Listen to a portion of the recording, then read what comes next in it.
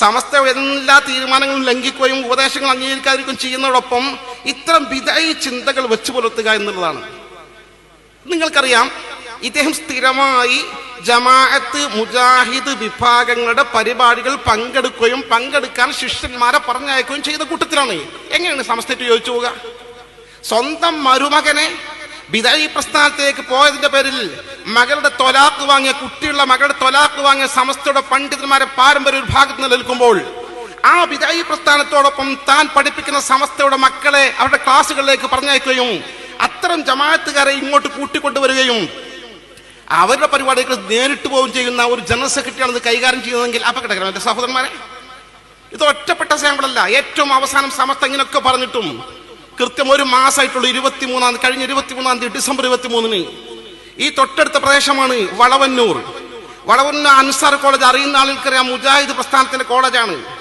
ആ മുജാഹിദ് പ്രസ്ഥാനത്തിന്റെ കോളേജിൽ അദ്ദേഹം അവിടെ നടത്തിയ ഖുർആൻ സമ്മേളനത്തിൽ ഒരു ഭൗതിക വിഷയത്തിലല്ല, മുജാഹിദ് പ്രസ്ഥാനം ഖുർആൻ സമ്മേളനം നടത്തുകയാണെങ്കിൽ എന്തായിരിക്കും അവിടെ നടക്കുക നമുക്കൊക്കെ അറിയാം, എന്തായിരിക്കും ഉത്ബോധനം നടത്തുക എന്നുള്ളത്.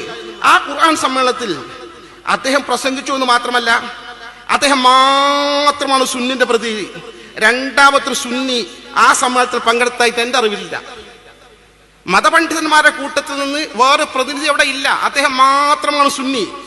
ആ പരിപാടിയിൽ ഈ നിലയിൽ അദ്ദേഹം എല്ലാ സമസ്തയുടെ വിലക്കുകളും സുന്നി ആദർശങ്ങളും ലംഘിച്ചുകൊണ്ട് മുജാഹിദ് പണ്ഡിതന്മാരുടെ കൂടെ പ്രസംഗിച്ചത് കൃത്യം ഒരു മാസം മുമ്പ് മാത്രമാണ്. ഞാൻ നിങ്ങൾ വായിച്ചു കേൾപ്പിക്കാം. ആ പരിപാടിയിൽ 1ാമത്തെ സ്ഥാനം അദ്ദേഹത്തിന് കൊടുത്തിട്ടുണ്ട്. 2ാമതായി പ്രൊഫസർ NV അബ്ദുറഹ്മാൻ, അരീക്കോട് മുജാഹിദ് പ്രസ്ഥാനത്തിന്റെ കോളേജുകളുടെ മാനേജറാണ് അദ്ദേഹം. MM അക്ബർ, മുജാഹിദ് ടോപ്പ് ലീഡറാണ്, നിങ്ങൾക്കറിയാം. ഡോക്ടർ ജമാലുദ്ദീൻ ഫാറൂഖി, മുജാഹിദ് പ്രസ്ഥാന ടോപ്പ് ലീഡറാണ്. മുഫ്തി മുഹമ്മദ് മുസ്ലിമിൽ, PK ജമാൽ, കുഞ്ഞു മുഹമ്മദ് ബദരി പറപ്പൂർ, മുസ്തഫ തൻവീർ, ഇവരൊക്കെ അറിയപ്പെട്ട മുജാഹിദ് പ്രസ്ഥാനത്തിലെ പണ്ഡിതന്മാരും പ്രഭാഷകന്മാര്. ഇതോടൊപ്പം ഒരേ ഒരു സുന്നി പണ്ഡിതനെ പ്രസംഗിച്ചുകൊണ്ട് അവരുമായി സഹകരിച്ചു പോകുമ്പോൾ നമുക്ക് എങ്ങനെ അംഗീകരിക്കാൻ സാധിക്കും? സമസ്തനെ കുറ്റം പറയാൻ പറ്റുമോ? ഇത് ആദർശ സമയത്തിൽ കുഴപ്പമുണ്ടാക്കാന്ന് പറയാൻ പറ്റുമോ? ഇതേ ഫൈസി പ്രിൻസിപ്പാളായ വളാഞ്ചേരി മർക്കസിൽ അദ്ദേഹത്തിന്റെ അസിസ്റ്റന്റ് മറ്റൊരു ഫൈസി എല്ലാ വർഷവും തന്റെ നാട്ടിലെ മുജാഹിദ് സമ്മേളനത്തിൽ പ്രസംഗിക്കും. ഇത് നിസ്സാര വിഷയമാണോ? താനൂരിലാണത്. മുജാഹിദ് പ്രസ്ഥാനത്തിൽ പോയിട്ട് അവരെ പരിപാടിയിൽ നമ്മുടെ ഒരു ഫൈസി, അതും നമ്മുടെ കുട്ടികൾക്ക് പഠിപ്പിക്കുന്ന, ദീൻ പഠിപ്പിക്കുന്ന, സുന്നത്തമായത് പഠിപ്പിക്കുന്ന, ദീർഘകാലത്തോട്ട് വൈസ് പ്രിൻസിപ്പാളായി സേവനം ചെയ്യുന്ന ഈ ഒരു ഫൈസി അവരെ കൂടുതൽ പ്രസംഗിച്ച് അനുകൂലമായി പ്രസംഗിക്കുമ്പോൾ ഈ കുട്ടികൾക്ക് നൽകുന്ന മെസ്സേജ് എന്താണ്? കാളികാവ് PG ക്യാമ്പസിൽ അവിടെ പഠിപ്പിക്കാൻ ജമാഅത്തുകാരനായ അധ്യാപകൻ നിശ്ചയിച്ചു. പിന്നെ രാജിവെച്ചപ്പോൾ അദ്ദേഹം നേരെ പോയി ആലുവയിലെ ജമാഅത്ത് ഇസ്ലാമിന്റെ കോളേജിൽ പോയി ചേർന്നു. എന്നാണ്ട് ഒഴിവാക്കുന്നത് അറിഞ്ഞുകൊണ്ടത് ഇക്കഴിഞ്ഞ അവരുടെ ഫെസ്റ്റിവലിൽ ഇതേ ജമാഅത്ത് മൗലവിനെ എറണാകുളത്ത് അവർ പങ്കെടുപ്പിച്ചു. കാരണം കൈയൊഴിച്ചിട്ടില്ല. സുന്നി മുജാഹിദ് ജമാഅത്ത് കൂട്ടുകെട്ട് വേണം, അങ്ങനെ വിഭാഗീയത വേണ്ട. മുജാഹിദ് ജമാഅത്തിന്റെ ശാഖാപരമായ അഭിപ്രായ വ്യത്യാസമാണ്. അങ്ങനെ കൈയൊഴിക്കേണ്ട ആവശ്യമില്ലെന്നൊരു സംസ്കാരം മുസ്ലിം ജനസമൂഹത്തെ സുന്നത്ത് ജമാഅത്തിന്റെ മക്കളെ പഠിപ്പിച്ച് വഴിതെറ്റി നിൽക്കുന്ന ഈ പ്രവണതയ്ക്ക് നമ്മൾ കൂട്ടുനിൽക്കാൻ സാധിക്കും. സഹോദരന്മാരെ, ഈ തരത്തിൽ 100 ഉദാഹരണങ്ങളുണ്ട്. അവിടെ പഠിച്ച കുട്ടികൾക്കറിയാം, നമ്മുടെ കുട്ടികൾ ആ കൂടുതൽ പഠിച്ച് പുറത്തു പോന്നിട്ടുണ്ട്. അവർ പറയുന്ന 100,000 അനുഭവങ്ങളുണ്ട്. ഈയിടെ വയനാട്ടിൽ അവിടെ വഫിയ കോളേജിന്റെ അധ്യാപകൻ കൃത്യമായി ഫേസ്ബുക്ക് പോസ്റ്റ് എഴുതി. ഇപ്പൊ ഒരു മാസം മുമ്പാണ് ഫേസ്ബുക്ക് പോസ്റ്റ് എഴുതിയത്, ജുമാന്റെ ഖുത്ബയുള്ള വിവാദം നമ്മൾ ഒഴിവാക്കണം. ജുമാന്റെ ഖത്തീബ് മിമ്പറിൽ കയറട്ടെ, മിമ്പറിൽ കയറി മലയാളത്തിൽ നന്നായി പ്രസംഗിക്കട്ടെ. പ്രസംഗിച്ച അവസാനം 2-3 വാചകങ്ങൾ 1 മിനിറ്റ് കൊണ്ട് നമുക്ക് അറബി പറയാം. എന്നാൽ മുജാഹിദും തർക്കണ്ടാവില്ല, സുന്നിക്കും തർക്കണ്ടാവില്ല, ജമാഅത്തും തർക്കണ്ടാവില്ല. മിമ്പറിൽ കയറി നല്ലൊരു പ്രസംഗം ഫസ്റ്റ് നടത്തുക, അതാണ് കാലഘട്ടത്തിന്റെ ആവശ്യമെന്ന് ഉസ്താദ് പഠിപ്പിക്കുമ്പോൾ കുട്ടികളുടെ അവസ്ഥ വിശേഷം എന്തായിരിക്കും? ഞാൻ ധരിപ്പിക്കുന്നതിനാണ് പ്രിയങ്കരനായ അബ്ദുസ്സലാം ബാക്കി ഉൾപ്പെടെയുള്ള നേതാക്കളോട് എത്തിച്ചേർന്നിട്ടുണ്ട്.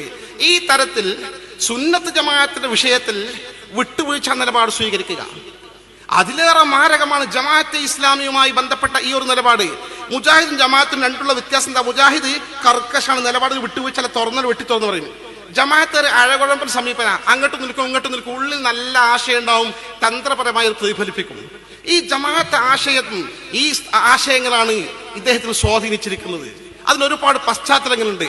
ഇതേന്റെ ഒരേ മറ്റൊരു പതിപ്പാണ് ബ്രദർഹുഡ്, മുസ്ലിം ബ്രദർഹുഡ് എന്ന് പറയുന്ന ലോകത്തറിയപ്പെട്ട തീവ്രവാദ സംഘടന.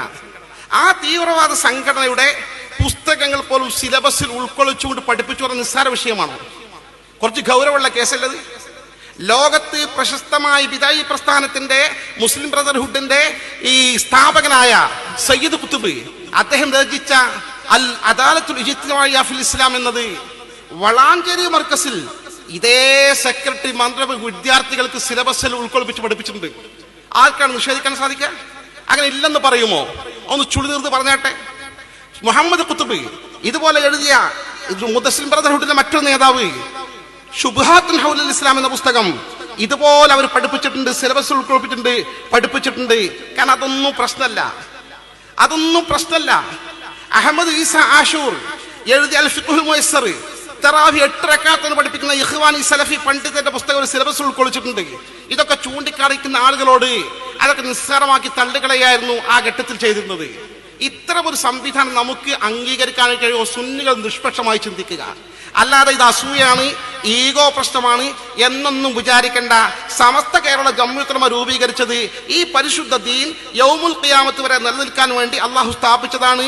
അതിന് വള്ളിപ്പുള്ളി വ്യത്യാസമില്ലാതെ സയ്യിദ് മുഹമ്മദ് ജിഫ്രി മുത്തുക്കോയ തങ്ങൾ പറഞ്ഞതുപോലെ കാത്തു സൂക്ഷിക്കാൻ സമസ്ത കേരള ജംഇയ്യത്തുൽ ഉലമ പ്രതിബദ്ധതയുള്ളവരാണ്. അതുകൊണ്ട് തന്നെ വാഫി പ്രസ്ഥാനം നമ്മുടെ ആദർശത്തിൽ നിന്നും സംഘടനാ നിലപാട് വ്യതിചലിച്ചതുകൊണ്ട് അവരുടെ കാര്യത്തിൽ കോംപ്രമൈസ് ഇല്ല. അവരുമായുള്ള ബന്ധം വിച്ഛേദിച്ചു, അവസാനിപ്പിച്ചു എന്ന് പറഞ്ഞാൽ സമസ്ത ന്യായമായ തീരുമാനമാണ് എടുത്തിട്ടുള്ളത്. ആ സമസ്ത കേരള ജംഇയ്യത്തുൽ ഉലമ ഈ വിധത്തിൽ കേരളീയ മുസ്ലിം സമൂഹത്തിൽ കഴിഞ്ഞ 99 വർഷക്കാലം ഏതൊക്കെ പ്രസ്ഥാനത്തെക്കുറിച്ചാണോ, ഏതൊക്കെ വ്യക്തികളെ കുറിച്ചാണോ, ഏതൊക്കെ വിഭാഗങ്ങളെ കുറിച്ചാണോ എന്തൊക്കെ തീരുമാനങ്ങൾ എടുത്തുണ്ടോ ആ തീരുമാനങ്ങളൊക്കെ മുസ്ലിം ഉമ്മത്ത് കൈനീട്ടി സ്വീകരിച്ചതുപോലെ ഇൻഷാ അല്ലാഹ് ഈ വിഷയത്തിലുള്ള തീരുമാനവും അംഗീകരിക്കുക തന്നെ ചെയ്യും എന്ന കാര്യത്തിൽ ഒരു സംശയവുമില്ല.